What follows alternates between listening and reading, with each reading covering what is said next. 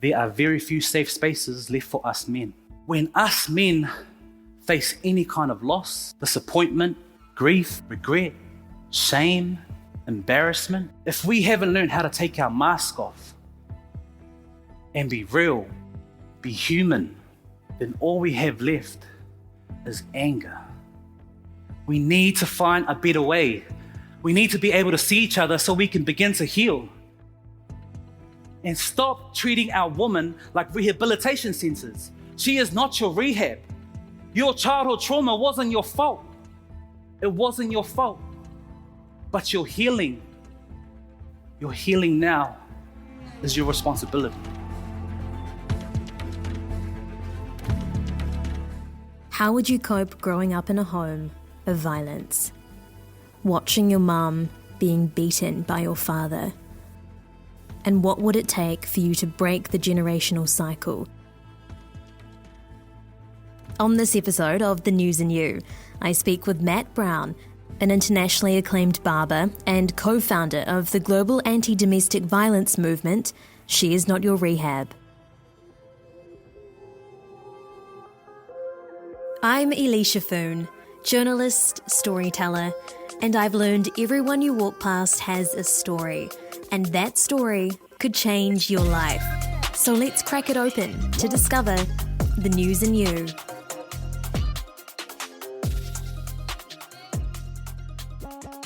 I remember talking about mental health and being suicidal, being sexually abused at the age of 15 in my high school speech. I did it in school. We had to do a 3-minute speech in English. I stood up in front of my peers at 15 and talked about being sexually abused and being beaten up from my family members. And my community at the time said to me, bro, what the hell are you doing?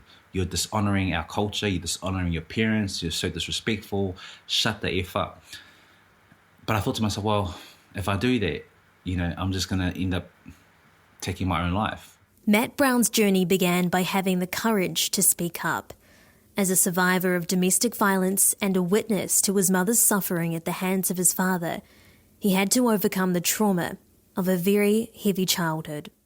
I'm Samoan descent, but I was born here in Aotearoa, up in Tamaki Makaurau, Auckland, to be exact, south side, Mangere. But I was raised down in the South Island of New Zealand, Christchurch. My dad got offered a job down here after doing a long leg in prison. Women didn't really have much of a say in my household. My mum, although she was a strong Pasifika woman, she didn't have any say of, what she could wear. She didn't have any say on, the house, what, things were to be bought or paid for. Like my dad, coercive control was a massive thing. Dad controlled all the funds. Dad had the last say of everything. I can't sidestep the fact that this is my story of listening to my mum, waking up at 3 o'clock in the morning, hearing my mum scream, knowing that this could have been her last breath. My mum sleeping with knives on the side of her bed because she wouldn't know if my father would come in, threatening her life. My mum ringing up the police. My mum sometimes faking ringing up the police just to shut my father up. There's so many memories I have with my mum. My mum would rather live through the violence of being abused than having her children sleep another night in the car. To have her children then lining up at the food banks, putting us through the clothing bin. I went because we didn't have anywhere to sleep. We slept in the clothing bin. And so it's things like that. She protected us boys with her life, man. She put her, my older brother will always say, Mum's story, Mum's life is the red carpet that we now walk on. She laid it out for us. And so, I love my mum. And all women, who live these lives to trying to protect us. And it's not just easy as, you should just up and leave him. It's not that easy.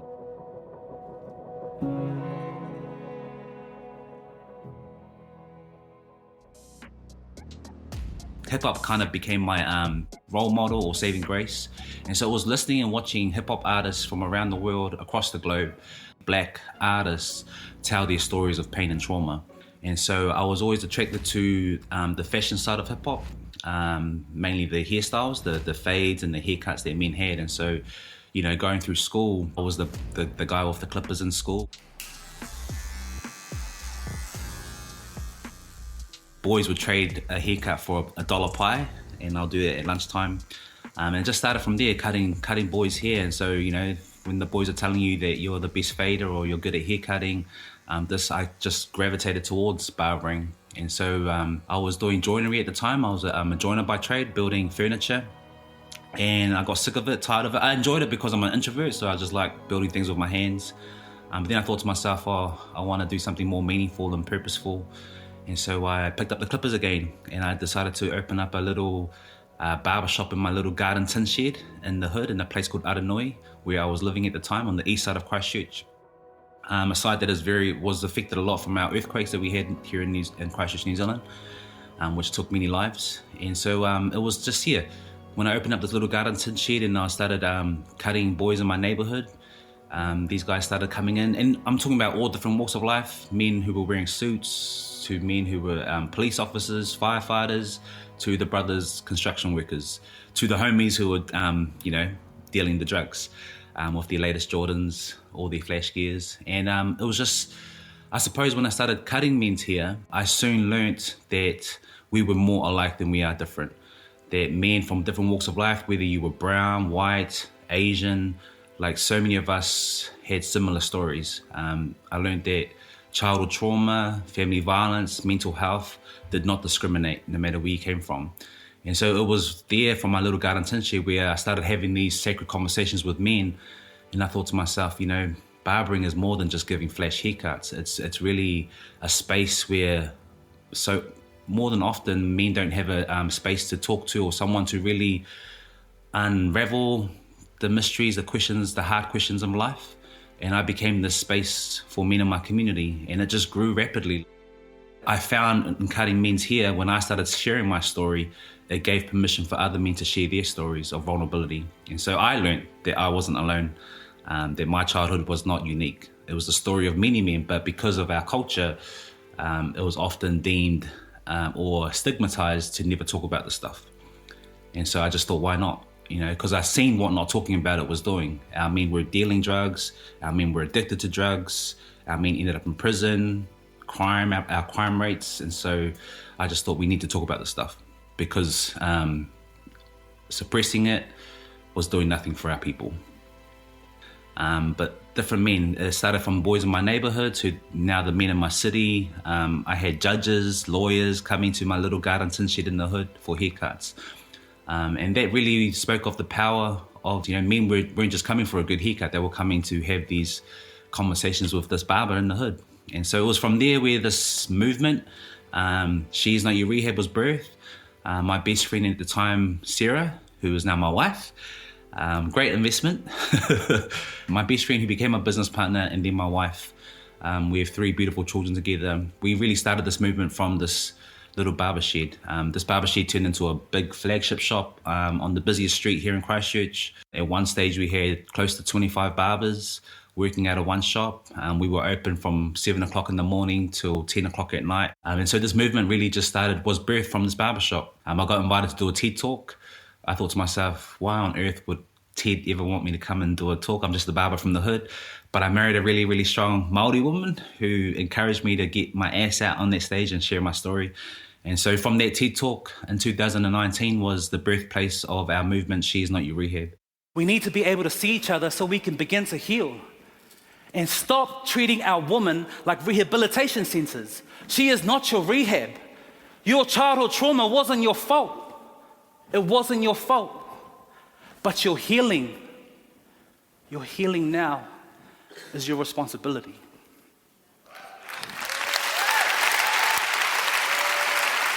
Courage starts with showing up and letting ourselves be seen. Thank you all for letting me be seen here today. And may you all each have the courage to heal.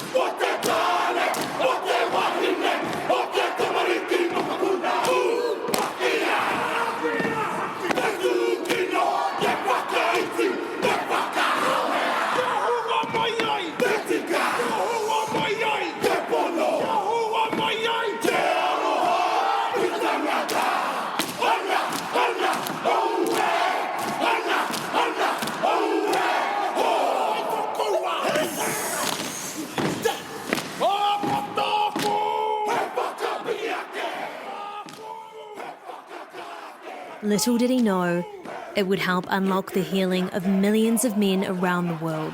She Is Not Your Rehab has not only transformed Aotearoa in New Zealand, but it's created waves across the globe, and their work is just beginning.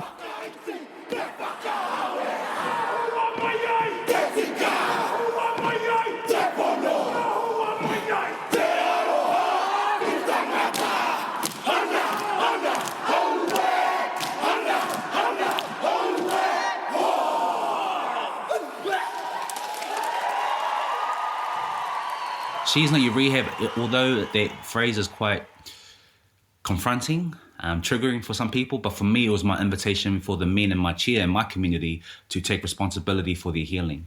Yes, your childhood trauma wasn't your fault, but our healing is absolutely our responsibility. Men have the highest rates of suicide around the world. In the United States, it's 4 times higher for men than women. The conversations Matt has had in his barbershop with countless boys and men has saved lives. Men, gang members who have sat in my chair and received messages, crazy messages that they've just found out that their child was living in a different city but was sexually abused, and that had then just happened while I was cutting their hair. You know, the first thought that came to their mind was to do something and react to it, you know, ring some of the boys to sort it out. But they just said, I said, let's just hold space for this. How do you feel? And these grown men just sitting there crying, giving them permission to feel things that society deems stigmatizes. That society tells us boys to harden up, get over it. But what does that teach us? That just we suppress these emotions and eventually they end up manifesting themselves in different areas of our life. They manifest themselves through violence, through addiction. And so I think the sacredness of a haircut, of holding space for men when they gift me the chance to cut their hair and have these conversations, has been the heart of the impact in what we do, you know, because, you know, we live in a society where connection is based on how fast your Wi-Fi is, you know. And so really taking out the time to listen, to kōrero, to talanoa, to converse with men who are busy, you know, because we need to work to, you know, make ends meet. And so just having that space for someone to listen to you while they cut their hair and give you a good haircut, I think has been the heart of the work that we do. A 16-year-old boy sat in my chair in our big shop, and his mum had booked him in for a haircut, and I remember him sitting there very quiet, meek, didn't say much, and I just asked him, oh, you know, what are you passionate about in life? And he just said basketball, and his eyes lit up and he said basketball. And I said, oh, what about basketball do you like? And he started talking about how he loves doing three-pointer shots. And I said, oh, how important is basketball to you? And he said, it's the world to me, but I didn't make the top squad this year. And I said, oh, and I asked him, how did that feel? And he said, oh, so disappointing because I let my dad down. And when he said I let my dad down, then I just seen this, almost like his life force just left him in saying those words. And I said, oh, what does it mean letting your dad down? And he said, oh, the last thing I want to do is disappoint my father. And he hasn't talked to me since I didn't make the team. And I said, when did you find out you didn't make the team? And he said, just last week. And I said, and how have you been feeling? And he said, oh, I've felt that I don't want to be here anymore. And I said, what do you mean you don't want to be here? And he said, oh, I've been thinking about suicide. And I said, I'm so sorry, bro. I said, I'm so thrilled that you're here. I'm so thrilled that you're sitting in my chair because you matter. And then this boy just started crying. And I looked at his mum, and his mum was tearing up. And I called out to my boys, the barbers in the room. I said, come over, bros. And I just got the boys in the barbershop, who at the time, there's about 3 of us. And I said to the boys, you know, tell young, I won't say his name, why he matters. And then the barbers just started saying to the young fella in the chair why he matters. And he just like sat there weeping. The mum was weeping. And I believe that experience that he had in that barbershop kept him here. The boy's now in college. He's actually in the States, playing basketball now for a college. And I remember him writing to me a couple of years ago saying that haircut, that appointment, he will never ever forget because it impacted him so much to still be here. Became the safe space for our city. it was knowing that these men were coming for more than just a haircut. They were coming to have these hard conversations that they couldn't, with anyone else. The impact of She Is Not Your Rehab, led by Matt and wife Sarah, is hard to quantify. They have delivered multiple social media campaigns, including Dear Rock, where their son asked Dwayne "The Rock" Johnson to support their cause. It went viral and had millions of views, including a response from The Rock. Dear Mr. Rock, my name's Angelo Brown and I'm 5 years old. I live in Christchurch, New Zealand, and my big cousin Izariah, he's helping me to write this letter. My dad is Samoan, so I'm pretty sure you're his cousin. And since you're part of the Ainga, I thought I'll send you a gift. It's a t-shirt. Not just any t-shirt. This t-shirt my dad and my uncles wear to encourage other men to treat girls well. Men all around New Zealand and the Pacific. And Dear Mr. Rock, whole wide world, because his mum, my nana, had a sad life when they were growing up, with lots of fights at home. It was sad for my dad to watch her get hurt a lot, and she had to go away lots to many refuges. My dad says that it's his mission now to help other men to heal now, so their wives don't have sad eyes like Nana did. My Nana is very sick at the moment. She has lung cancer. And my dad has told her that he will tell her story to the world. She won't be forgotten. She always tells us that God can make sad things good.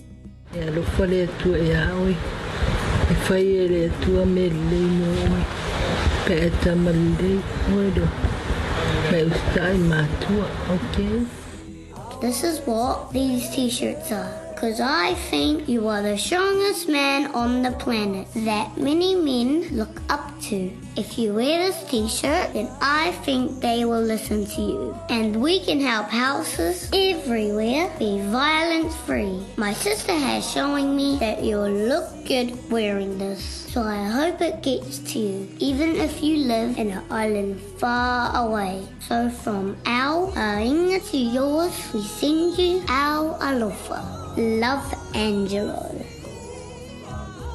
When I would work with men in prisons, when I do work with men in prisons, when they are released, they're going home to young boys who are looking up to them as supermen.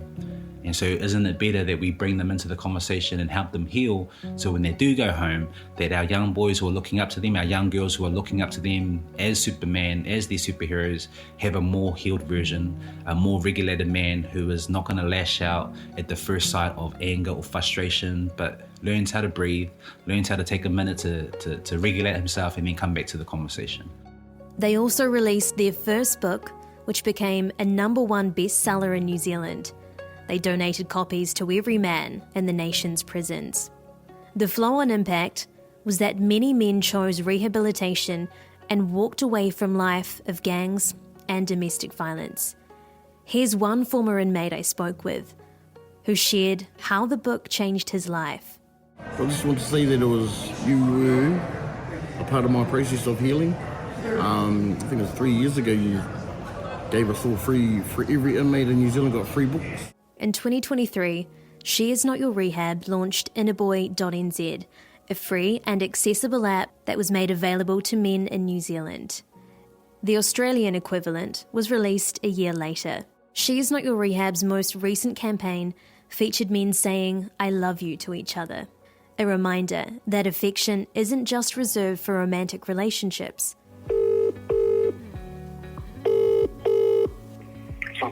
Sapples, what are you up to? Nothing, just got up out of bed, bro. Oh, true, you mate. You sick? I'll be sick all week, bro. Oh, kalofai. What is it? I can't talk for long, bro. I'm just doing some work, but I was just thinking about you, and I just thought I'd ring up and say love you, bro. Oh, really? Yeah. What's happening? How are you, bro? Good, guys. How are you? I'm good. Just want to let you know, brother, that I'm thinking about you, and I love you, bro. Fuck you, bro! So, man, what's going on? Not much, brother. What are you up to? Just eating some chicken and rice, Nice. I'm just calling to say I love you. I love you too, man. Kia ora, my brother. Kia ora, my brother. How are you? I'm good, bro. I'm good, and you? Yeah, I'm good. Just ringing just to say I love you and I'm proud of you. Oh, way to fucking make me blush, mate. How you going, my brother? Yeah, not too bad, mate. How are you? Yeah, I'm good, bro. Hey, I can't talk long, but I just wanted to ring and say, man, I'm so proud of you, bro, and I love you, eh? Yeah? Yeah, my brother. I just want to say, love you, bro. Oh, love you, Jules. It's all right to tell our bros that we love them. I tell my boys all the time when I leave them, I love you, bro, I love you also. I'm always here if you need to talk. And they know that, you know, and they know that. And of course everyone says, oh, you know, but I'll only say it if I mean it. Well, my question is, why don't you mean it? Why are you friends with someone if you actually don't love them?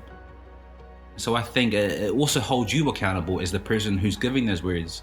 Loving everyone is different, you know? And I always tell, when people say, oh, but I'm a hard person to love, or this person is hard to love.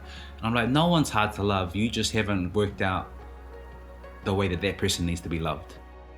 It's so important for us to tell people that we love them because so many of us have never ever heard those words, you know?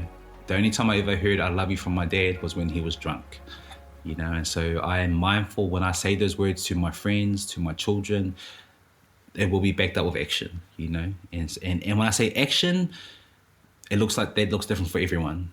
Their action can sometimes mean listening. Their action can sometimes mean showing up and helping you move things around the house if you need moving, or, you know, if you're shifting, it's just showing up.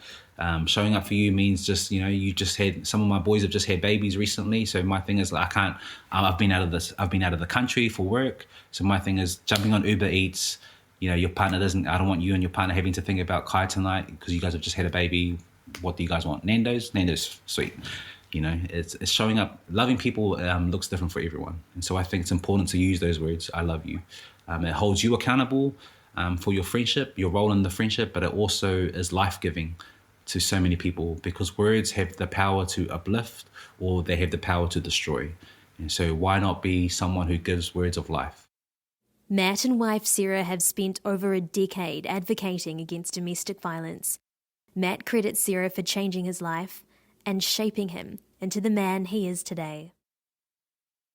I could talk for hours and hours about her impact on me. I admire her. I was so attracted to her. When we were friends, it was her passion for the injustices of the world. And so when I met my wife, when I met Sarah, and we were just friends, it was her ability to really see the bigger picture and not just people, but in society. And she always asked hard questions. You know, when I first met her, she was fighting against human trafficking. She was fighting against third world countries who were, you know, in poverty. She was working for a non-for-profit organization, and it was just her, and being a single mum as well, you know, she was looking after this beautiful young girl herself and working long as hours. And I just thought, man, this woman, she is such a gift to the world. She's so passionate, she's so zealous. And I just wanted to be a supportive person, you know? Like, I just seen her fighting the world by herself. She had beautiful friends, like her friends were her family. If you know my wife's story, you know, where she grew up and how she came about, you know, she came from her starting point in life was one of rejection, you know? She was adopted at birth. And so just to see her fight for injustices, fight for the truth, and fight so passionately for the things that she loved, I just wanted to be a part of that. You know, it was an invitation for me to do the work myself. And I just thought being around this woman made me better. Why wouldn't I want this for the rest of my life, you know? And so her impact on my life, I think, is second to none. She is the person who makes me want to be better. She encourages me to be better, but then she also allows me to be my unique, weird self, you know? And that makes me also want her to be her unique, weird self, you know? And, you know, at first when we got together, my family were quite, who is the strong woman, a strong, opinionated woman? And for me, I just loved that, you know, because I also see my mum, who was a strong woman, but so much of that in my mum was so derailed and so not allowed. My mum was never given permission to be her full potential, to be her full unique self. And so I knew, being a healthy masculine man that I wanted to be the man that supported my wife to be whatever she wanted to be, whoever she wanted to be.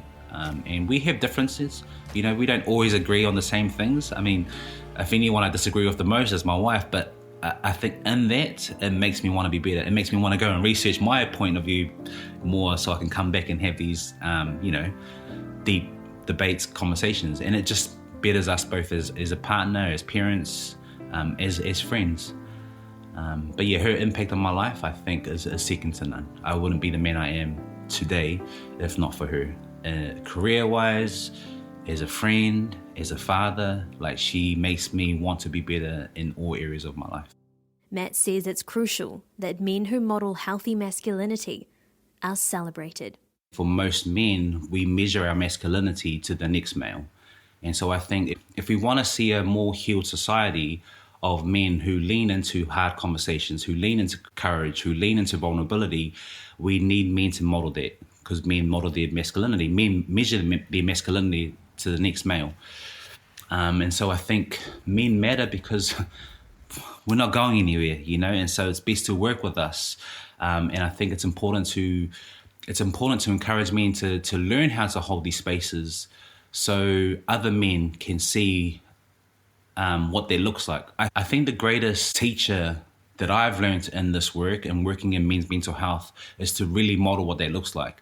Because now I'm working with men who I've gone into so many prisons around the world, and when you tell a man, you know, to not beat up his wife, or to, you know, refrain from using colourful language to his partner, or, you know, talk about coercive control, most men that I've worked with look at me like dumbfounded, like, what is that? You know, like, how do you expect us to be a certain kind of way or be a certain kind of man, masculine man, if we've never ever seen that modeled? And when you're raised in, for me, raised in hip hop, where misogyny, where objectifying women is like plastered all over your screen and all over the media, you know, and that's the only man that we're looking at that is role modeling to us. And so we have the likes of, you know, Andrew Tate, where so many of our young boys are looking up to because they're seeing him on the screen.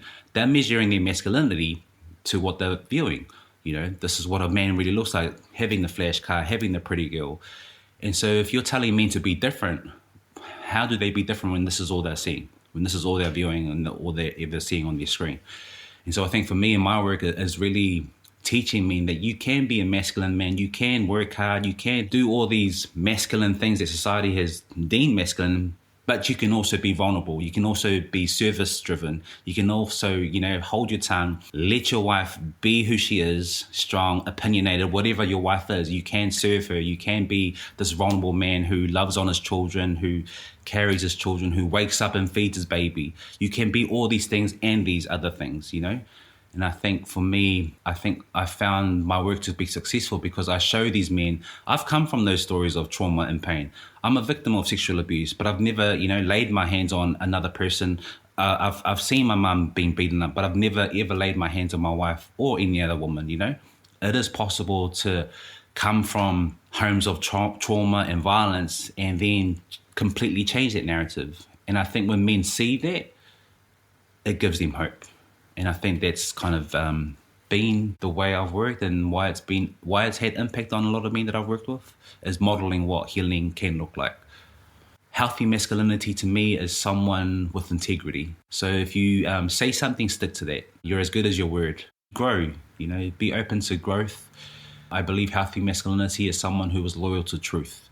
Whatever that looks like, whether you get into a relationship or a friendship with someone, always be loyal to the truth. My thing is just trying to encourage these men now to speak up. We need more men modeling what healthy masculinity looks like. And I'm seeing that in my circle of friends. You know, a lot of my friends are calling out bad behavior in their own boys and their own family members, calling out the dodgy uncles, the creepos in our community.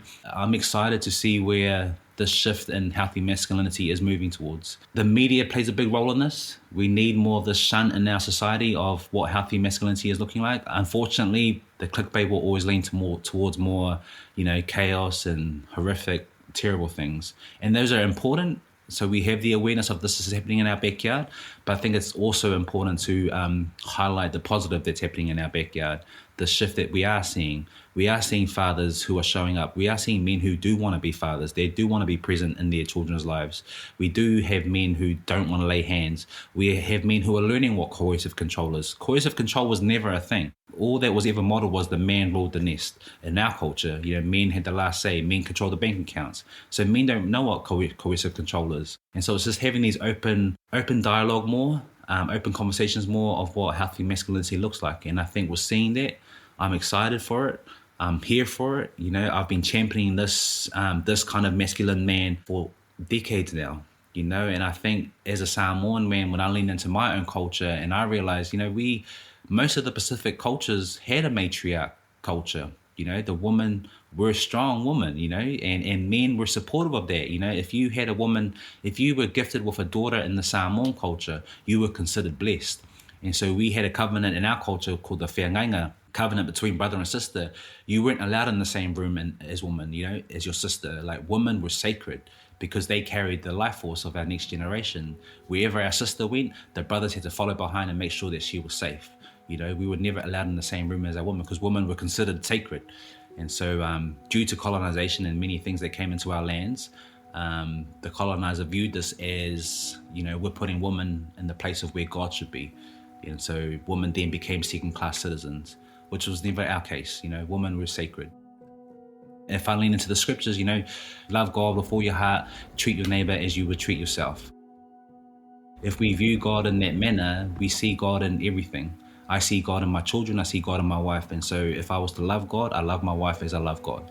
I love my children as I would love God. That's my spiritual belief system, is treat everyone as I would treat Atua, as I would treat God. And that's how I started the barbering. I named my barbershop my father's barber because I wanted to treat people how God treated me. If you didn't have a friend, Matt, then you shop for the world how you would shop for yourself. With the rise of feminism, and especially in the Western world, women have lifted the bar. Women are becoming more educated than ever and more qualified than ever, and statistics back that they're outranking men in major areas. And how men respond to this is telling and speaks to whether they are truly secure or not. The bar has been lifted, and women are crying out for men to do the work, to heal, and meet them at a higher standard, mentally, emotionally, and spiritually. Matt says it's crucial men understand this and listen. The truth is our women can do all of the above, and I think because we've lived in a society for so long where the patriarchy has ruled the nest, where women haven't had a say, women have been fighting for their rights for so long, we have angry women who, the extreme side of feminism where they're just angry and cancel all men. Like, if in my line of work, I'm here to hold the space. If women are angry, let them be angry. But I think, what are you bringing to the conversation? How are you showing up in this world? If my sisters are angry because they've been beaten the shit out of, they've never had a say, you can be angry. I'm still going to show up with love, with aroha, compassion, and allow you to be angry because you have every right to be angry for whatever reason that's happened to you. Some of our women have been raped countless times through society, and not just here in Aotearoa, all different parts of the world, different religions. We've excused men's bad behavior for so long, and so if our women are angry, I'm like, I'm here for it, but I'm still going to hold the space for their anger, for women's anger. And if me showing up is serving, is being humble, and and this is the time to listen and not do anything, that's how I'm going to show up in the world. Because that, to me, you are still important. We still need to, and such a big answer, but we've created a society where men have to do things. We have to fix things. Sometimes fixing things is just shutting the hell up, being present and listening. And I think that's what we can do. I know my role as a husband and a partner. When my wife has an opinion, you're allowed an opinion. And sometimes it's hard to shut up sometimes and just listen and hold that space, But this is her thing. This is her dream. I'm going to support her, whatever it looks like. Even though I will have my say, babe, that maybe that's, you may be a bit of conflict there, or that may not go the way, or this is, you may fall off the cliff here. I'll have my say. But if she still wants to jump, sweet.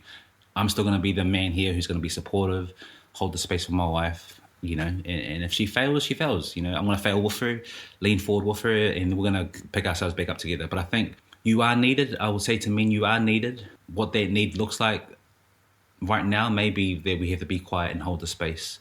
Because how have men been doing so far? All we're doing is starting wars.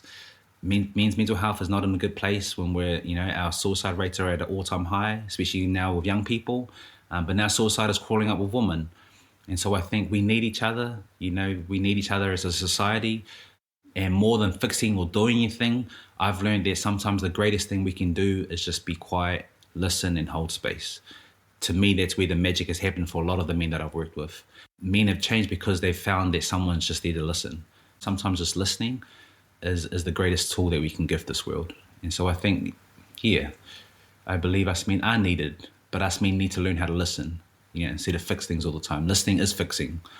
Listening is holding space. The most influential woman that Matt listened to was his mum. Before she died, she was one of his greatest advocates and championed his work to bring change to the world, to promote healthy masculinity, and working to end domestic violence.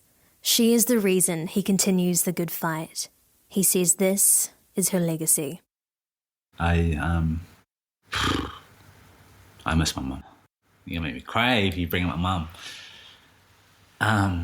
My mum, when I think of my mum, I think her memory, as horrific as most of my memories of my mum were and are, I think her memory has become a revolution.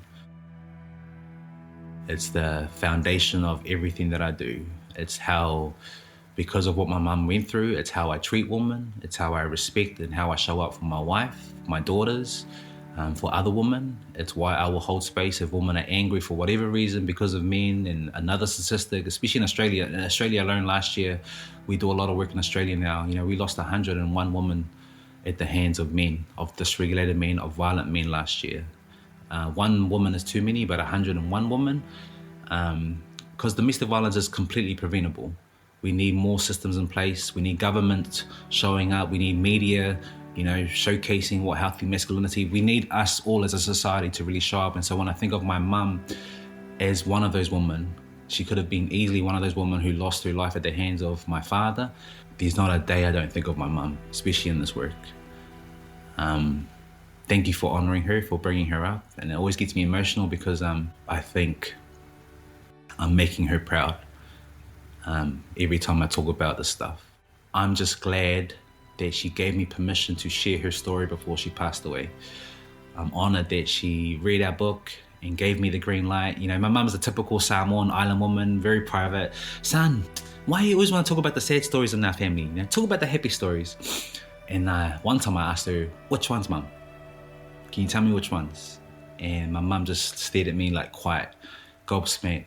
And she had to sit there and think, and there wasn't any, The happiest stories I have of my childhood are with my siblings when Dad wasn't around. Look, I love my father. I don't demonize my father. He was a product of his environment. And I will stay here, when I went on my healing journey, just to give, aroha and empathy and compassion to my father's story. When I went on my healing journey of my father, of my own healing journey, I went and started asking questions to my aunties, my dad's sisters. What the hell happened to my father? What happened to my dad for him to be so horrific as a father, to cause so much chaos and abuse? And my aunties told me of a story where my grandfather in the islands in Samoa used to abuse my father. My grandfather abused my father so bad. One of the incidents I will share why I'm passionate about this work of intergenerational healing was my father, one of my grandfather's disciplinaries things that he would do to my father he would strip my father naked, hang him outside on the tree in the islands and leave him there for days, just to discipline my father.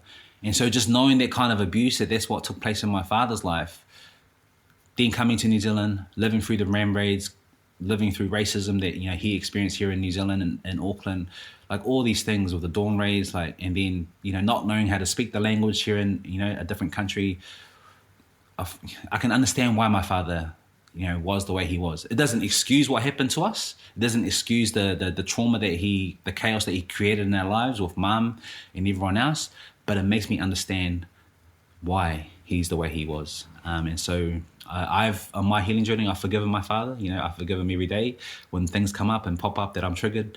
But he's a much better grandfather than he ever was a father, And so I still honor my father today. I still go see him. I love him, but I'm very boundaried, I would never ever leave my children with him. And that's fine, he's happy with that because he likes his own quiet. He's an introvert himself. But yeah, I honor my mum in all the work that I do. And so her last words to us was always, love your father, and you don't have to forgive him, but always love your dad. For me, I forgive my dad, not for his sake, but for my sake, because I never want that bitterness and that resentment, that anger to then trickle on down to my beautiful children and my wife. And so forgiveness is for me. Unforgiveness is the poison that I continue to drink. And so that's not what I want to do.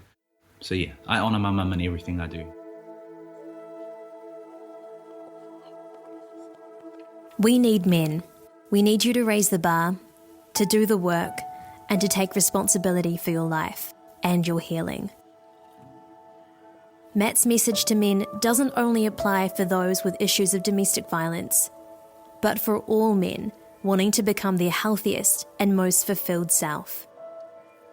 Shaming, ridiculing men does not work. If anything, it just, it shuts them down. They go and hide. It's hard to hate people close up. We have to lean in and have these hard conversations, call people out, but also call people forward. And when I say call people forward, it's believing the best from them. What do we want to see our men? We want to see our men more healed, more present, showing up for the world, showing up for our women and our children. And in order for them to show up in that way, we need to model what that looks like. And that's inviting them into the conversation with empathy, with compassion. I think for us men, what are you bringing to the conversation? What are you contributing to the world, to the society, to your family? Take responsibility for your healing, and especially to my brothers.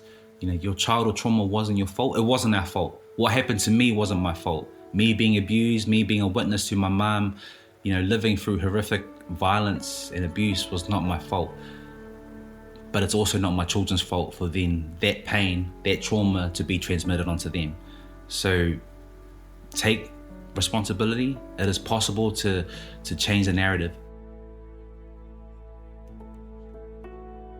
I never would have thought that me sharing my story, telling my story, talking about men's mental health would take me around the world, visit countries that I thought watching on TV screen was only, a far-fetched dream that only happens to wealthy people, to rich people, to people who have access to those opportunities. But I never thought in my wildest dreams that me sharing my story, growing up in the hood, here in Aotearoa, in New Zealand, living in trauma, would now live a life being married to my best friend, have 3 beautiful children that I adore and love, who also adore and love me. The biggest masculinity flex that we can have is to really take ownership of our healing and change and heal, and hold space for our partners, hold space for our children, hold space for our friends. What does holding space look like? It looks like being quiet and listening. So it's possible to change that narrative, but it starts with us. Thank you for listening to The News and You. Your support truly means the world. If this story impacted you in any way, would you consider sharing the love by giving The News and You a rating and review? I'd love to know, what are your key takeaways? I encourage you to share this with someone because there's power in our stories. So why not send it to them right now? Until next time, remember, your story matters and there's a shared truth behind everything.